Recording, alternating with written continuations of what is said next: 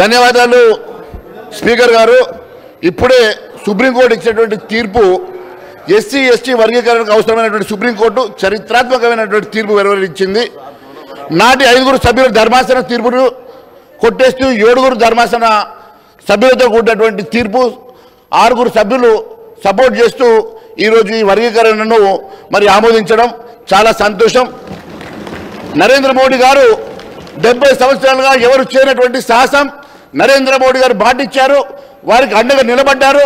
హైదరాబాద్ పర్యటనలో కూడా వారు వీరికి అండగా నిలబడుతున్నట్టుగా స్పష్టంగా వారు అక్కడ హామీ చేయడం జరిగింది. అధ్యక్ష, 30 ఏళ్ళ రాజకీయ చరిత్రలో ఇరుక్కుపోయినటువంటి ఎస్సీ వర్గీకరణ అంశం న్యాయమైనటువంటి పోరాటమని గుర్తించి ప్రధాని నరేంద్ర మోడీ గారు ఉద్యమానికి మద్దతు ఇచ్చారు. అధ్యక్ష, హైదరాబాద్ పర్యటనలో భాగంగా ఇందుకోసం పోరాడుతున్న నాయకులకు అండగా ఉంటామని హామీ ఇచ్చారు. అధ్యక్ష, ఇందుకు కేంద్ర ప్రభుత్వ పరంగా చేయాల్సిన ప్రయత్నాలు చేస్తున్నారు. అధ్యక్ష, అదే సమయంలో దేశ అత్యున్నత న్యాయస్థానం కూడా ఎస్సీ ఎస్టీ ఉప కుల వర్గీకరణకు అనుకూలంగా చెప్పినటువంటి తీర్పు చాలా సంతోషంగా ఉంది. అధ్యక్ష, దానికి సంపూర్ణమైనటువంటి మద్దతు భారతీయ జనతా పార్టీ తెలుపుతుంది. అధ్యక్ష, ఖచ్చితంగా ముఖ్యమంత్రి గారు కూడా ఈ వర్గీకరణను ఆమోదిస్తామని చెప్పినందుకు ధన్యవాదాలు.